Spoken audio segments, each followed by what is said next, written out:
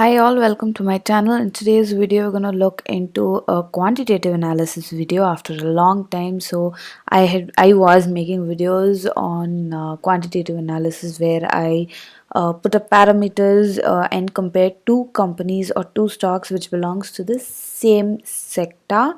So in that I would discuss regarding the parameters to be basic parameters to be looked into before we invest. So today we are going to look into another video on the same basis. So today we're going to look into a stock which belongs to the personal care, so which is Dabur India and Godrej Consumer Products. So we're going to compare these two stocks and we'll see which wins and which is apt for investing. So we'll get in and see which stocks parameters are met and are good to invest. So let's get started.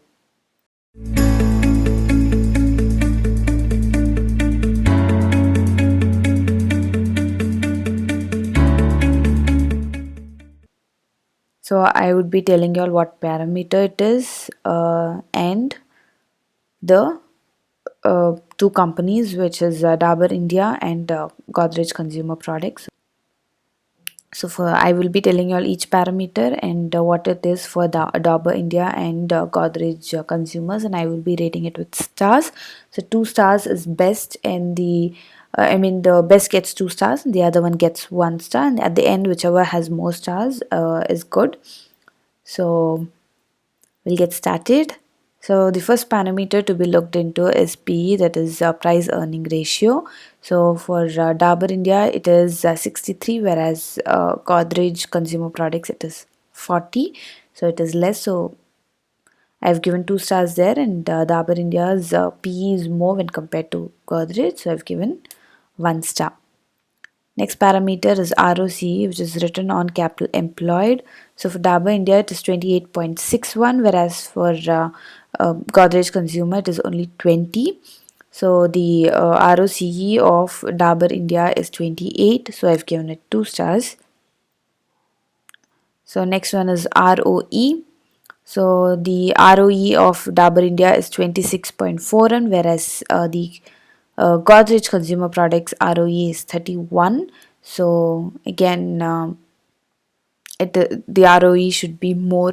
So Godrej's ROE is more. So where I've given 2 stars there and 1 star for Dabur India.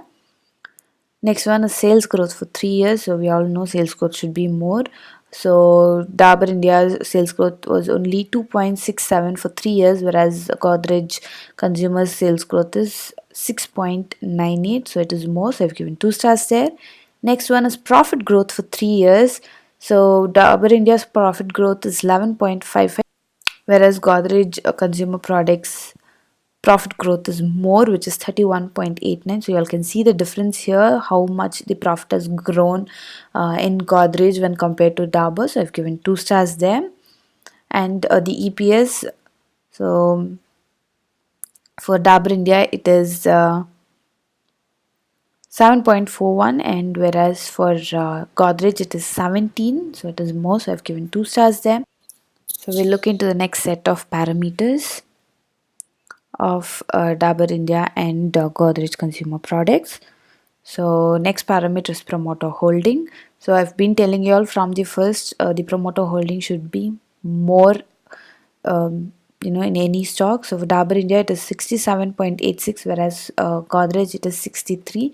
So comparatively just 3 or 4%, like 3.5 percentage, but still Dabur India's promoter holding is more, so I've given 2 stars there.